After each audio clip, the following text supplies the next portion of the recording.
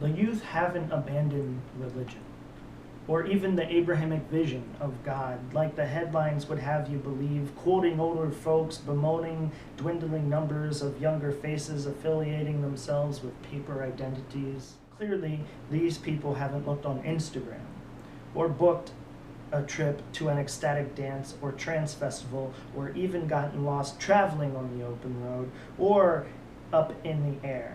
It's there where myself and friends have found God, through simple acts of compassion like passing around some pot, or between our lips just before a kiss that undress us to our spirits. We hear church bells in our gardens and the hard work it takes to research what's been caged or allowed to be free range. The very act of putting paint or pen to paper or an improvised song in the air is a sacred prayer. We are not afraid to bear and share our souls instead of walling them off with ignorance. We hear him in our laughter and orgasm, and even in the burning tears of sadness. We, the youth, would rather just not do the whole old way of creating a club and subsequent weekly meeting place. Oh, and while we're at it, we choose not to invoke God's name due to it being massively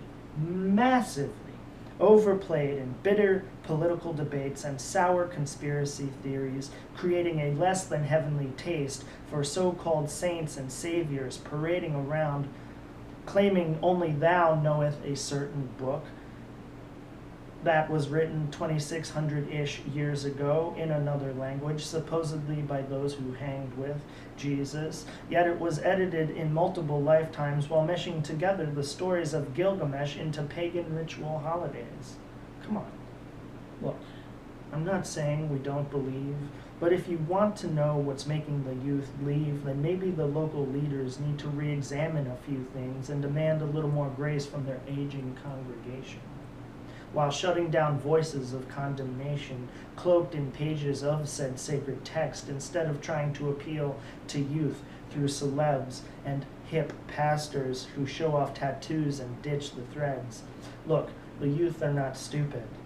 We know the older generations are just frustrated that we are a little bit more liberated in our worship of the divine, but demanding that we fall in line, sometimes even turning off our minds despite it being a gift from the entirety of all things, just like our hearts, is not a place we can take seriously anymore.